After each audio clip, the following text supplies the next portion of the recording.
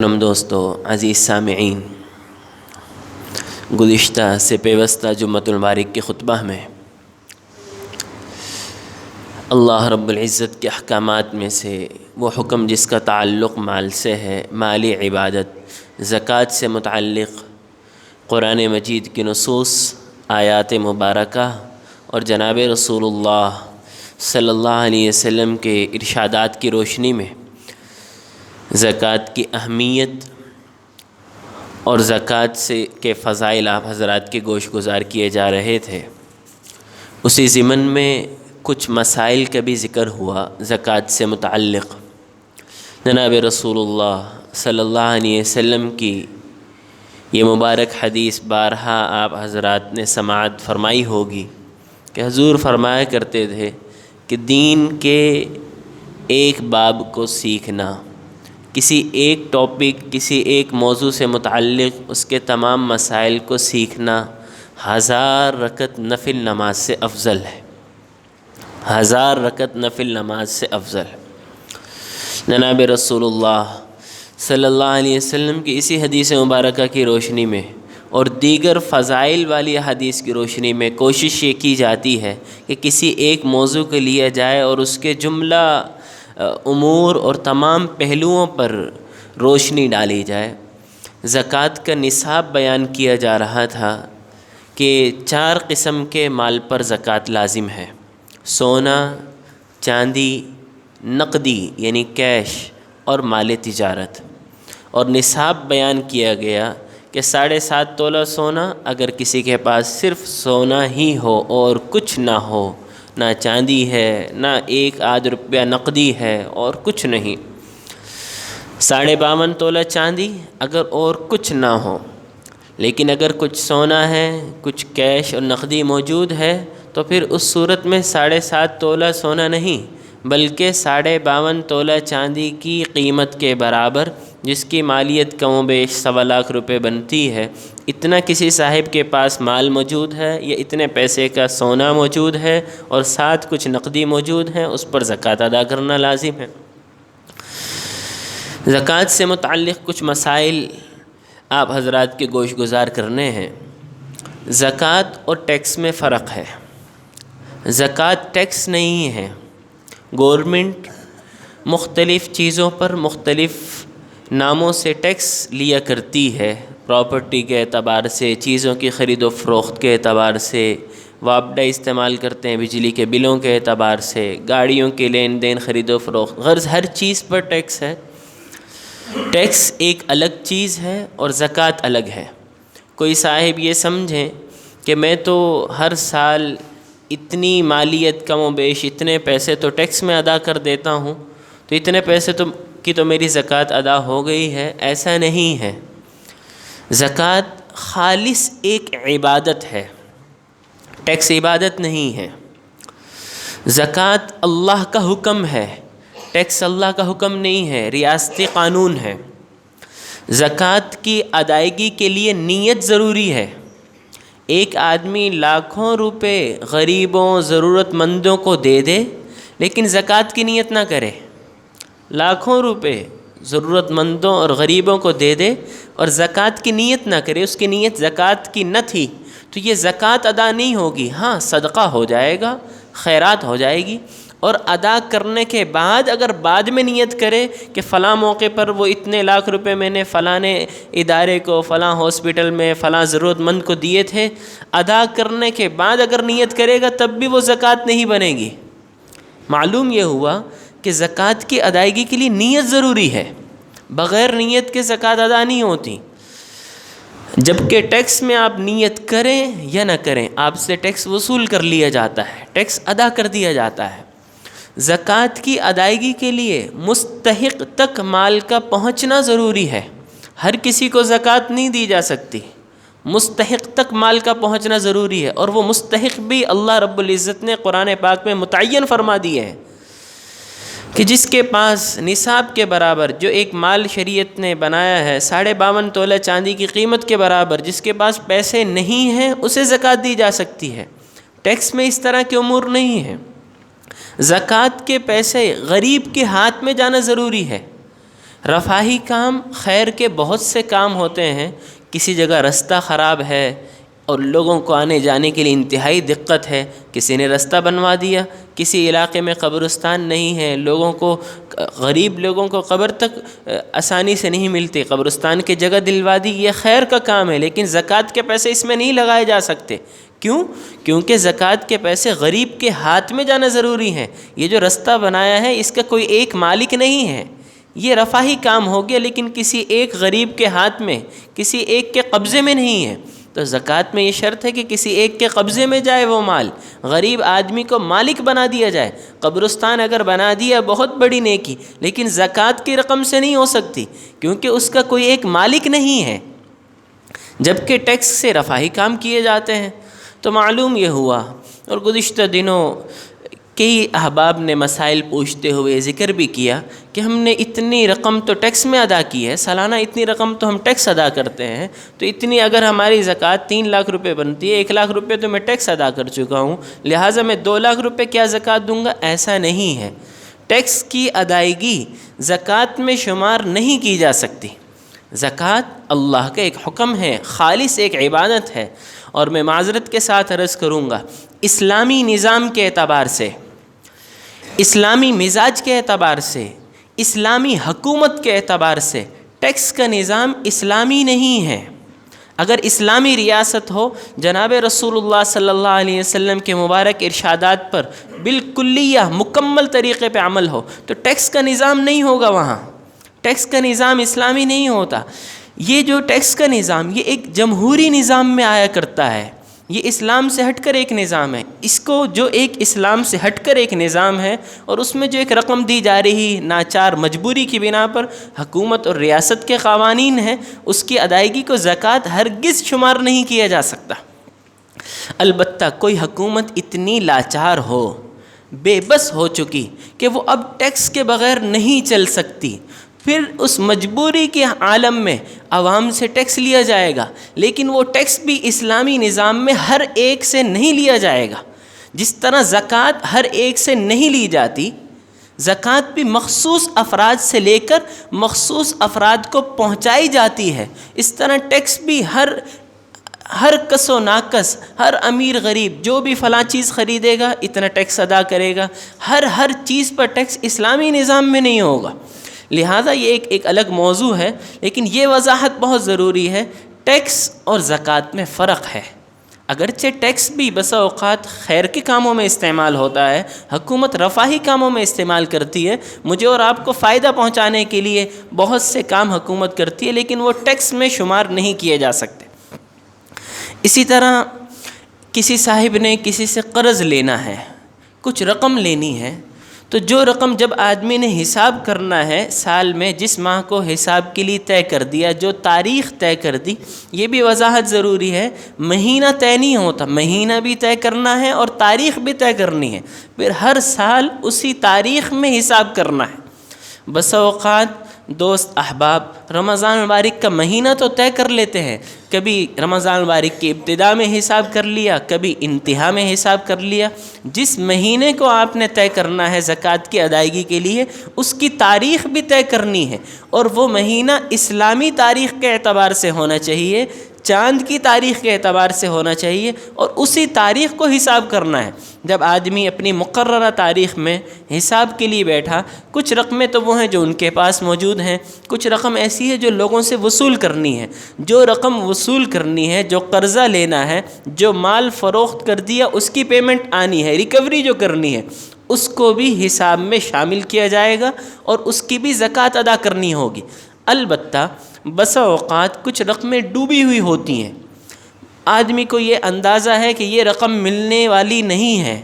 بعض لوگ اللہ تعالیٰ معاف فرمائے لوگوں کے پیسہ کھا جاتے ہیں، اور آدمی تنگ آ کر اب ان سے پوچھنا بھی چھوڑ دیتا ہے. ڈوبی ہوئی رقم جس کے ملنے کی امید نہیں، وہ چاہے جتنی مرضی زیادہ ہو، لاکھوں میں کیوں نہ ہو، اس کی زکوٰۃ ادا کرنا لازم نہیں ہے. ڈوبی ہوئی رقم سے کیا مراد ہے کہ آپ کو ملنے کی امید نہیں ہے. اب 1 سال 2 سال 5 سال گزر گئے، جب آپ ہر سال اپنے مال کا حساب کریں گے، اس ڈوبی ہوئی رقم کا، یا جس کا دینے والا انکار کر بیٹھا ہو، یا انکار تو نہیں کرتا لیکن دینے کی کوئی امید نہیں، کوئی دینے کی ترتیب نہیں، اس کو زکوٰۃ میں حساب نہیں کریں گے۔ البتہ بسا اوقات ایسا ہوتا ہے، ایسی ڈوبی ہوئی رقم بھی 5-10 سال بعد، کچھ عرصے کے بعد کسی طریقے سے وہ واپس مل گئی، اللہ نے اس کا دل نرم کر دیا، ویسے تو انسان نا امید تھا اور اس نے واپس کر دی، یا درمیان میں کچھ لوگوں کو ڈال کر کے وہ رقم وصول کر لی۔ اگر کچھ سالوں کے بعد وہ رقم وصول ہوئی، اس کے باوجود بھی درمیان کے جتنے سال گزرے ہیں ان کی زکوٰۃ ادا کرنا لازم نہیں ہے، کیونکہ زکوٰۃ اس مال کی ہوتی ہے جو آدمی کے قبضے میں ہو، جو آدمی کے استعمال میں ہو۔ یہ رقم تو ڈوبی ہوئی تھی، اس کے تو ملنے کی امید نہ تھی، ڈوبی ہوئی رقم کی زکوٰۃ ادا کرنا لازم نہیں ہے۔ بس اوقات میڈیکل کے شعبے میں ڈاکٹر حضرات کے پاس کچھ مریض ایسے آتے ہیں جو انتہائی ضرورت مند ہوتے ہیں، آدمی یہ سمجھتا ہے کہ مستحق ہیں، بس اوقات وہ خود کہہ دیتے ہیں کہ میں اپنی فیس ادا نہیں کر سکتا، اور یہ بھی ہوتا ہے کہ آدمی کو اندازہ ہوتا ہے ضرورت مند ہے، تو کیا ڈاکٹر صاحب اپنی فیس زکوٰۃ مد میں کٹوتی کر سکتے ہیں؟ یعنی ایک ڈاکٹر صاحب کی فیس 2000 روپے ہے اور وہ انتہائی ضرورت مند ہے، وہ یہ کہتے ہیں ڈاکٹر صاحب میں یہ نہیں ادا کر سکتا، تو کیا 2000 روپے ان کے چھوڑ دیے جائیں اور زکوٰۃ ادا ہو جائے گی؟ اس کے لیے وضاحت ضروری ہے۔ ڈاکٹر صاحب اگر فیس چھوڑ دیں گے یوں زکوٰۃ ادا نہیں ہوگی، بلکہ 2 طریقے ہیں اس کے۔ ایک طریقہ، ایک زکوٰۃ فارم بنا لیا جائے، وکالت نامے کا ایک فارم ہوتا ہے وہ بنا لیا جائے، جس میں مستحق غریب مریض اس فارم کو فل کرے کہ میں ضرورت مند ہوں، میں اپنا علاج نہیں کرا سکتا، میرے ساتھ علاج میں تعاون کرایا جائے، اور میں اپنے علاج کی طرف سے اس میڈیکل کے ڈاکٹر صاحب کو یا ان کے جو کیشیئر ہیں یا ان کے جو بھی ذمہ دار ہیں ان کو اپنی طرف سے اس کلینک والوں کو وکیل بناتا ہوں، وہ میری طرف سے زکوٰۃ میں علاج کریں۔ وہ فارم فل کر لیا جائے، اور پھر فل کرنے کے بعد یہ وہ رقم جتنے اس کی زکوٰۃ مد میں فیس بنتی ہے وہ بھی معاف کی جا سکتی ہے، اور بھی جو ان کا علاج معالجہ زکوٰۃ مد میں کیا جا سکتا ہے، اگر ان سے وکالت نامے والا فارم فل کروا لیا جائے۔ یا دوسری اور آخری شکل، جتنی رقم ان کی بنتی ہے، بالفرض ان کے علاج معالجے میں 10,000 روپے خرچ ہو گیا اور وہ 10,000 روپے بل اپنا ادا نہیں کر سکتے، تو میڈیکل سٹور، یہ کلینک والے، یہ ہاسپٹل والے اتنی رقم اس کو دے دیں، اور دے کر بھئی آپ کے پاس تو یہ رقم نہ تھی، یہ لیجئے 10,000 روپے، اور یہ 10,000 روپے آپ جمع کرا دیں۔ تو یہ غریب کو قبضہ دینا، مستحق کو مالک بنانا ضروری ہے۔ زکوٰۃ پہ ایک بنیادی اصول یہ ہے زکوٰۃ کی ادائیگی میں، غریب کو مالک بنانا ضروری ہے۔ جب آپ نے اسے پیسے دے دیے، وہ مالک بن گیا زکوٰۃ کی نیت سے، اور پھر ان سے کہہ دیا جائے یہ رقم آپ ادا کر دیں، تو ان کی طرف سے فیس بھی ادا ہو گئی اور آپ کی زکوٰۃ بھی ادا ہو گئی، وگرنہ ویسے معاف کر دینے سے زکوٰۃ ادا نہیں ہوگی۔ اس سے یہ مسئلہ ہمیں سمجھ میں آیا کہ وہ خیر کے کام جہاں آدمی اپنی رقم خرچ کرتا ہے لیکن اس کا کوئی ایک مالک نہیں ہوتا، جس کا ایک غریب آدمی اس کا مالک نہیں ہوتا، اس کو قبضہ نہیں دیا جاتا، ایسے تمام خیر کے کاموں میں زکوٰۃ نہیں لگائی جا سکتی۔ جیسے ہاسپٹل کی تعمیر ہے، ہاسپٹل کی بلڈنگ بنانی ہے، اب اس بلڈنگ کا کوئی ایک مالک نہیں ہے، لہٰذا کنسٹرکشن کا کوئی مالک نہیں ہے، غریب لوگ اس کے مالک نہیں، لہٰذا اس کی تعمیر میں زکوٰۃ نہیں دی جا سکتی۔ مشینری ہے ٹیسٹ وغیرہ کرنے کے لیے، اور بھی جو مشینری ہاسپٹل میں رکھی ہوئی، اس مشینری کا کوئی ایک آدمی مالک نہیں ہے، تو اس مشینری کی خریداری میں زکوٰۃ ادا نہیں کی جا سکتی۔ اسی طرح بس اوقات دوست احباب اپنے گھروں کے باہر کارخانوں میں ٹھنڈے پانی کی مشین لگا دیتے ہیں، بس اوقات واٹر چلر بڑا مہنگا ہوتا ہے وہ لگا دیا جاتا ہے، عام چلتے پھرتے راہوں میں، چوکوں پر، گھر کے باہر یہ ٹھنڈے پانی کی مشین، یہ فلٹرڈ پلانٹ گاؤں دیہات میں اس وقت ایک بنیادی ضرورت، بعض علاقوں میں صاف پانی دستیاب نہیں ہے، تو وہاں صاف پانی کا انتظام کر دیا، یہ بہت بڑی نیکی ہے، لیکن یہ زکوٰۃ مد میں نہیں ہو سکتی۔ کیوں؟ کیونکہ وہ ٹھنڈے پانی کی جو مشین لگائی اس کا کوئی ایک مالک نہیں ہے، وہ جو فلٹر پلانٹ لگایا اس کا کوئی ایک مالک نہیں ہے۔ اسی طرح کسی جگہ رستے کی تعمیر کی ضرورت ہے، وہاں پیسے خرچ کر دیے، اس کا کوئی ایک مالک نہیں ہے۔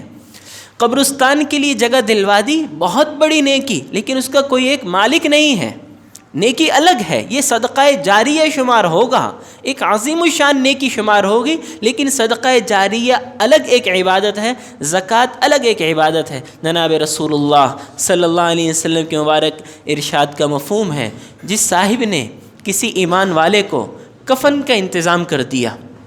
کسی مرحوم کو کفن کا انتظام کر دیا، قیامت تلک اس کو کسی صاحب کو گھر بنا کر دینے کا اجر ملتا ہے، صرف کفن دینے پر، کفن کا انتظام کر دیا، ایسا ہے جیسے قیامت تک کسی انسان نے کسی دوسرے انسان کو ایک گھر بنا کر کے دے دیا۔ تو جب کفن کا یہ اجر و انعام ہے تو پھر دفن کے انتظام پر،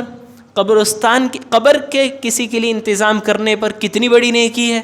قبرستان پورا کسی علاقے میں بنا کر کے دے دیا، کتنی بڑی نیکی ہے، وقف کر دیا، لیکن یہ نیکی ہے، ایک عظیم الشان نیکی ہے، لیکن زکوٰۃ میں شمار نہیں ہوگی۔ زکوٰۃ میں کوئی ایک غریب اس کا مالک ہونا چاہیے، غریب کے قبضے میں جانی چاہیے۔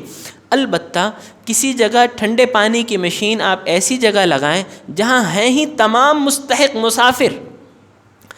تمام مستحق، جیسے کوئی دینی ادارہ ہے، مدرسہ ہے، اور وہاں پر مسافر طلباء رہتے ہیں، تمام کے تمام زکوٰۃ کے مستحق ہیں، اور وہی اس کو استعمال کریں گے، وہاں پر آپ زکوٰۃ مد میں اس طرح کے سامان دلوا سکتے ہیں۔ لیکن اگر یہی جیسے کھانا دیا جاتا ہے تو تمام وہ طلباء جو مسافر ہوتے ہیں، مستحق ہوتے ہیں، ان پہ زکوٰۃ دی جا سکتی، اس دسترخوان پہ زکوٰۃ مد میں کھانا کھلایا جا سکتا ہے۔ لیکن چوک چوراہوں پر جو دسترخوان لگایا جاتا ہے کہ اللہ کے نام پر جو بھی ضرورت مند آئے وہ یہاں کھا لے، یا ضرورت مند نہ صحیح افطار کا وقت ہے، کوئی صاحب اپنی دکان ملازمت سے دیر ہو گئی، گھر جانے میں تاخیر ہو گئی، چلیں رستے میں افطاری ہوئی وہ کر لیں گے۔ اب یہ جو دسترخوان لگے ہیں، یہاں ایک سفید پوش بھی کھا سکتا ہے، ایک ایسا آدمی بھی کھانا کھا سکتا ہے جو خود زکوٰۃ ادا کرنے والا ہے،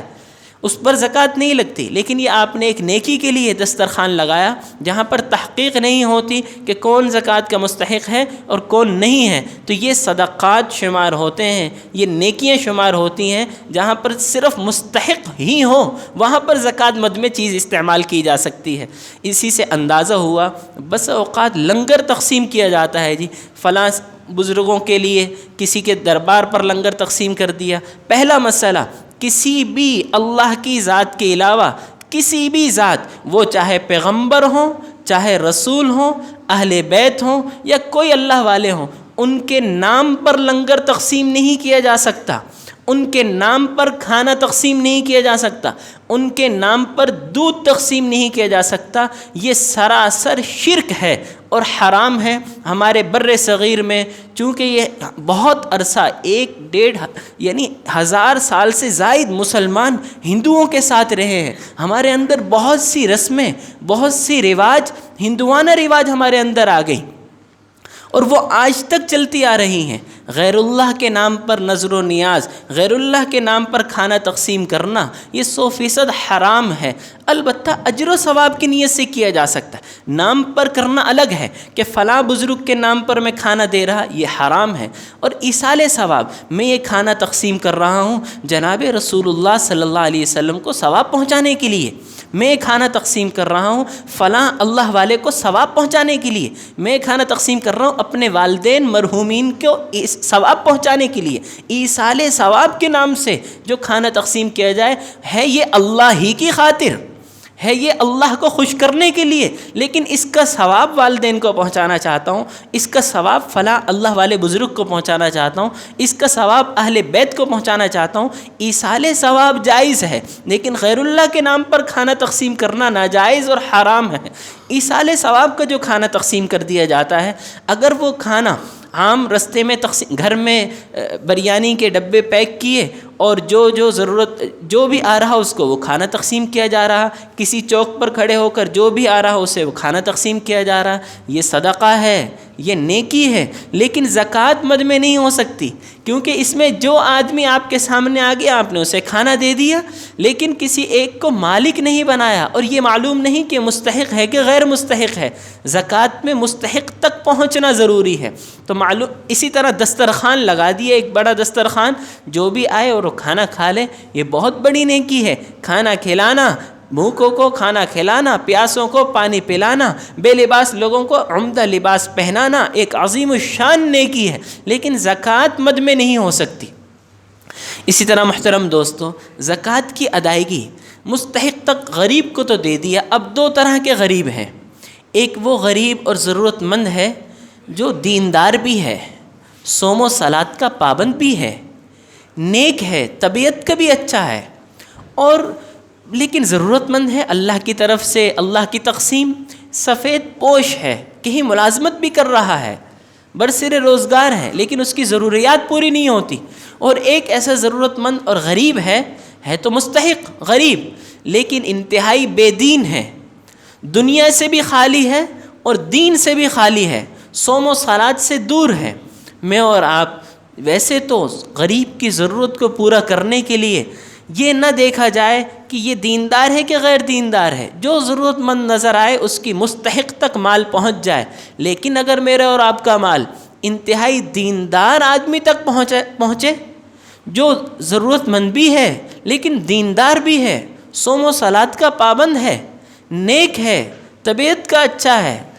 دیندار تک مال پہنچے، ڈبل نیکی ہے۔ جناب رسول اللہ صلی اللہ علیہ وسلم کا مبارک ارشاد ہے، لا یأکل طعامک الا تقی، ہمیشہ اپنا کھانا نیک لوگوں کو کھلانا۔ لا یأکل طعامک الا تقی، تقی کہتے ہیں تقوی والا، ہمیشہ اپنے کھانا تقوی والے نیک لوگوں کو کھلانا۔ اور آپ علیہ السلام جب کسی کے ہاں کھانے کے لیے دعوت پر تشریف لے جاتے تو حضور انہیں ایک دعا دیتے تھے، اس دعا کا مبارک جملہ ہے اکل طعامکم الابرار۔ جب دسترخوان سے اٹھتے تو اپنے میزبان کو یہ دعا دیتے، اکل طعامکم الابرار، ہمیشہ آپ کے دسترخوان پر نیک لوگ کھانا کھائیں۔ ابرار، جنت میں مختلف درجات ہیں، اعلیٰ ترین درجہ جو وہ لوگ جو حضور صلی اللہ علیہ وسلم کی ہر وقت صحبت میں، حضور کے پڑوس جن کو نصیب ہوگا انہیں ابرار کہا جاتا ہے۔ تو آپ علیہ السلام فرمایا کرتے تھے اکل طعامکم الابرار، ہمیشہ آپ کا کھانا نیک لوگ کھایا کریں، نیک لوگ آپ کے دسترخوان پہ کھانا کھائیں۔ اس سے اندازہ ہوا اپنی زکوٰۃ و صدقات میں نیک لوگوں کو ترجیح دی جائے، زکوٰۃ ادا کرنے کے اجر الگ، اور نیک آدمی کے ساتھ تعاون کرنا، دیندار آدمی اس سے پھر جو نیکی کے کام کر رہا اس میں بھی مجھے اور آپ کو اجر مل رہا۔ زکوٰۃ کی ادائیگی میں بسا اوقات پرانی چیز دے دی جاتی ہے، استعمال شدہ چیز زکوٰۃ میں ادا کر رہے، کپڑے کا کام ہے اور انہوں نے جو پرانے کپڑے یا وہ سیزن گزر گیا اور اب وہ کپڑے آؤٹ آف سیزن ہیں، سامان ایسا ہے جو اب بک نہیں رہا، اسے زکوٰۃ میں ادا کر دیا، یعنی پرانی چیز یا استعمال شدہ چیز زکوٰۃ میں ادا کر دی۔ زکوٰۃ تو ادا ہو جائے گی لیکن اس کی وہی قیمت ہوگی جو اس وقت اس کی مارکیٹ ویلیو ہے۔ ایک کپڑا ہے اگر نیا لیا جائے تو 10,000 روپے کا ہے، لیکن استعمال کے بعد اب اس کی مالیت 2,000 روپے رہ گئی ہے۔ اب ایک صاحب اس طرح کے پرانے کپڑے زکوٰۃ میں ادا کر رہے ہیں تو مارکیٹ میں جتنی اس کی قیمت لگ رہی اتنی قیمت کا اعتبار کر کے استعمال شدہ چیز زکوٰۃ میں ادا کی جا سکتی ہے۔ زکوٰۃ کی ادائیگی کے لیے اندازہ نہیں کیا جا سکتا، یعنی اپنے مال کا موٹا موٹا اندازہ کر لیا اور اندازے سے زکوٰۃ ادا کر دی، اندازے سے زکوٰۃ ادا کرنا درست نہیں ہے۔ پورے مال کا حساب کیا جائے، کیش گھر میں کتنا موجود ہے، بینک بیلنس کتنا ہے، لوگوں سے کتنا لینا ہے، کتنا لوگوں کا ادا کرنا ہے، ہمارے پاس گودام میں کتنا ہے، سٹاک کتنا ہے، دکان میں کتنا ہے، ہر چیز کا مکمل حساب کر کے اور مکمل حساب کرنے کے بعد زکوٰۃ ادا کی جائے۔ خدا نہ کرے آدمی نے حساب نہیں کیا، ایک معمولی سا رف اندازہ کر کے اتنا میرا تقریباً تجارت کا مال ہے اور اندازہ کر کے زکوٰۃ ادا کر دی، اور کچھ مال زکوٰۃ کی ادائیگی میں کمی رہ گئی تو کچھ مال کم ادا کیا، وہ جو کم رہ گیا وہ اس کا نہ تھا، وہ ان صاحب کا نہ تھا، وہ تو غریبوں کا تھا، وہ تو فقیروں کا تھا، ضرورت مندوں کا تھا۔ غریب کا مال ان صاحب کے مال میں شامل ہو گیا، اور حدیث شریف میں ہے آپ علیہ السلام کے ارشاد کا مفہوم ہے جس مال میں زکوٰۃ کا مال شامل ہو جاتا ہے وہ مال تباہ و برباد ہو جاتا ہے، آج نہ صحیح کل صحیح وہ تباہ ہو کر کے رہ جاتا ہے۔ اس لیے اندازے سے زکوٰۃ نہ دی جائے، مکمل حساب کر کے زکوٰۃ ادا کی جائے۔ بس اوقات تجارت میں